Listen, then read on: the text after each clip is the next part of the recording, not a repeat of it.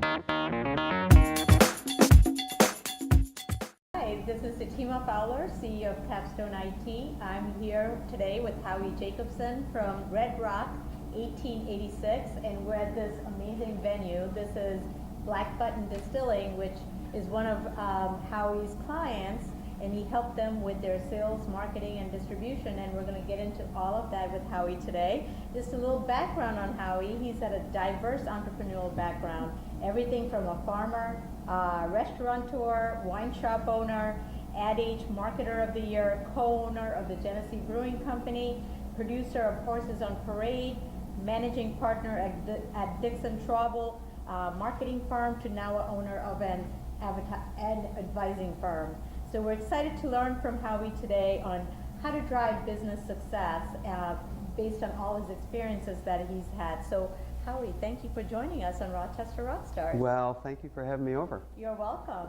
So Howie, I want to get started on small and medium and startup companies. So in your experience, what are the common traits that drives a successful business? Well, probably the first thing that I see is great talent. Really smart, energized individuals that are creating a company, have a company, but they take a leadership role. Okay. They've got the energy, and they're smart in what they do. They could be a little too focused in what they do, but they're great. They got great talent. The other thing that I see is a vision, short term and long term. They have a picture. That's my definition. They have a picture of the puzzle that they're working on, because most businesses to me are made up of pieces for a puzzle. Mm-hmm. And because you have many departments, you have many customers, you have many needs, and they have a good short-term and long-term picture. The other thing that I find to be really key is a focus on sales. You could be in manufacturing, you could think you're a marketing company, you have to make a sale, and sales has to be a focus. So all the energy that you put into making a product, providing a service, hiring great people, expanding your business, you have to think of how are we going to make a sale from these actions. So Howie, there's people I've talked to that think sales is like a dirty word.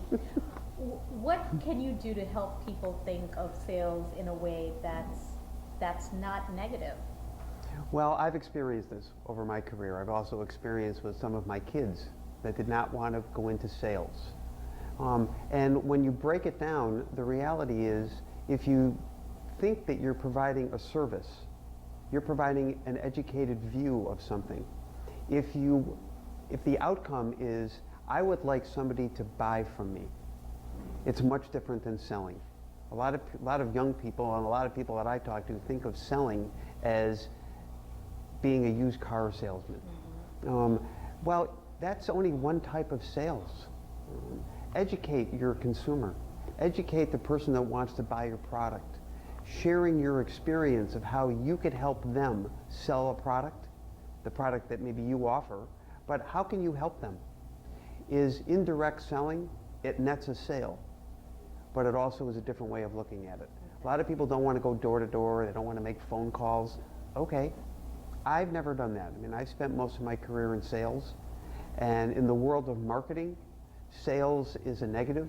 I hired a lot of product managers in my day, and the first thing a lot of them would say in an interview, you know, I'm a marketer, I don't know how to sell. And my answer to that was quite quickly, if you don't want to be in sales, you can't work for me. Interesting. So to kind of recap what you said, the common traits you see with a successful business is that they have to have good talent, they have to have a vision, they have to know where they're going, and then nothing happens till something is sold, so they have to be good at sales. Yes. Okay. All right, great. So once a business is growing and it's on the right track, and then after maybe 3 years or 4 years, or when they reach a certain dollar revenue, they may head into a plateau. What advice do you have for businesses that have already gone past the startup stage and have kind of plateaued? Well, I see a lot of this in people that call me to come in and provide advice. And most of the time what I find that these businesses that have plateaued are in a comfort zone. They've tried things, they don't want to try that again, they think they have done everything that could be done, And my suggestion is always, let's sit down with your team and do some brainstorming and spark ideas. First rule is, all ideas are good. There are no bad ideas. You may not like them. That's okay. And the other thing is, number one, I don't have all the good ideas. A lot of my ideas aren't great. But what my goal is in a brainstorming session with a company like you're describing is to get some nuggets of ideas. Something that sparks someone in the group to say, oh, you know, I don't like your idea, but it makes me think of something. Maybe we should do this a little differently. And as soon as someone says in a brainstorming conversation, as soon as someone says, well, you know, we tried that 3 years ago. Let's talk about that. Tell me what went wrong. How could you provide some improvement to that? Or is there another way? Let's look what's happening today, because the market's changing and every one of everyone's customers are looking for innovation and new ideas. So how can you provide that? And you need to be open. You need to find a little nugget. And very often you do. And very often it doesn't come from me, it comes from them. That's interesting. So it's not a huge, big silver bullet. It's really, the knowledge is already within the people, and it's just about talking about it and finding something, and maybe it's just a small tweak that could set them off to the next stage. Oh, very definitely. I mean, what I love is that of almost all of my clients, about 85–90% of my clients, I don't really know about their business. I can apply things that I've been through because I have a lot of experience, but I don't need to know their business.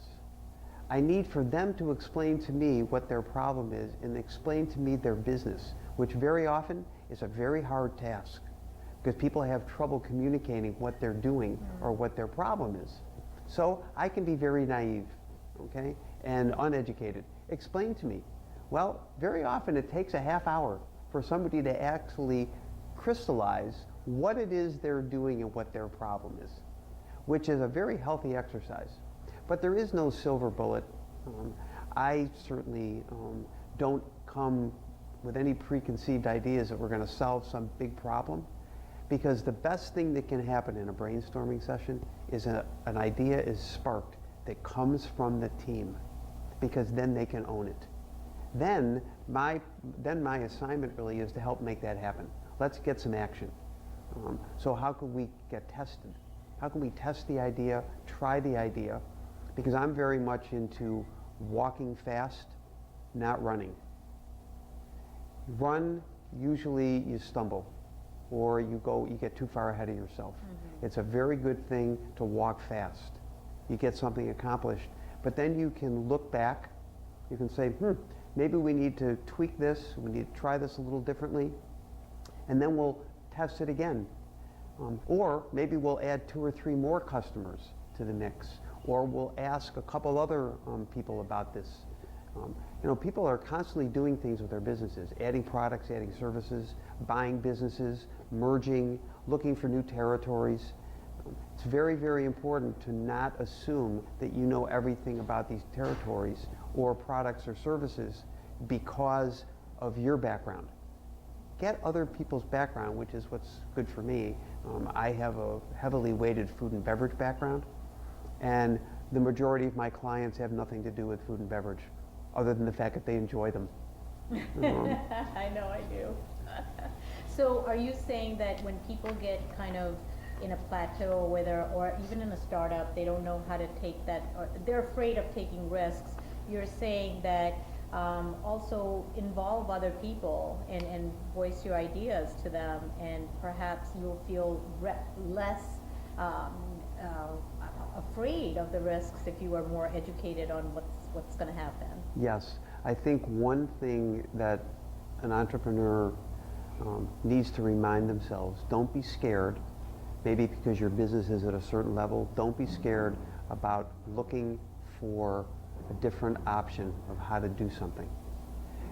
Don't run, walk fast and get something accomplished, but it's very important because you have to continuously improve. And innovation is a big buzz today. So if that's the case, you have to provide your customers, whoever you're doing business with, that knowledge that you are keeping track, you are keeping ahead of things, you're continuously improving. If you don't, your competitors are trying to take your business away. And I believe that because that's, as a salesperson, that's what you should be frightened of, somebody taking your business. So you need to make sure that you're constantly thinking, how can we make sure that our customers are happy? I like to think of your customers being delighted, so that when they talk to somebody else, we got to call Howie because we're delighted with the service we get. We wouldn't go to anybody else because we like the fact that he has energy, he has connections, and I think that's what's important. And in Rochester specifically, and more importantly in the Finger Lakes, there's so many resources here that people are not tapping into readily, or they don't realize are here. And I love to listen to people's questions about, oh, you know, we're trying to do this, trying to do that. Geez, have you been over to the public market? Have you been over to Batavia? No, why? What do they have over there? They have an innovation center. They have this, there's 3 people that are doing this right now. We have an awful lot here. And people are learning to take advantage of that. It's one of the advantages that a lot of people say about Rochester. It's a small, tight-knit community, even though it's large, and that's a huge advantage. We don't have a lot of people that have moved here from other places. Right. People have come back and settled here. You gain from their experiences. And there's a lot of smart people here. Kodak, Xerox, Bausch & Lomb have done an awful lot for our economy. Granted, these companies are nowhere near what they were 25, 30 years ago. But there's a lot of talent still here. There's a lot of entrepreneurial spirit and a lot of people that know an awful lot that they want to share. And I think that's what a lot of people should be taking advantage of. I know that's my advantage when I talk to people, because I'm resourceful. I'll find good resources for people. So is there, in the last couple of minutes, can you talk about, are there any books that you've read recently that other people can benefit from? Oh, if you're caught with the entrepreneurial spirit, at whatever level you're at, read David McCullough's The Wright Brothers. Oh my goodness, these 2 guys, their sister, their dad, their small group of people developed the art of flying. And this is in the late 1800s, early 1900s. The book is fascinating to see what obstacles they overcame in their journey to fly. And it is a fascinating read. Now, I read this book through audio. So I put it in my car and listened to it. It was so great. Is this The Wright Brothers? Yes, And by David McCullough. by David McCullough. Oh, Okay. it's such a great read. Okay, thank you. And before we break open this bottle of bourbon cream and end the interview, Howie, do you have any last words of advice for our viewers? Continuously improve how you service your customers. Always look for a better way to service them. Learn about them, you'll learn about yourself, and you'll provide what your business needs to grow. I love that. So it's all about the clients and taking care of them. Yep. Thank you so much. Well, thank you you. so much for the interview. You're welcome. I'm sure everybody's going to be amazed, especially your energy around sales. I love that. So many people forget that. And thank you for watching. And if you want to be interviewed for a future Rochester Rockstar video, please contact us at www.rochesterrockstars.com and hope to meet you.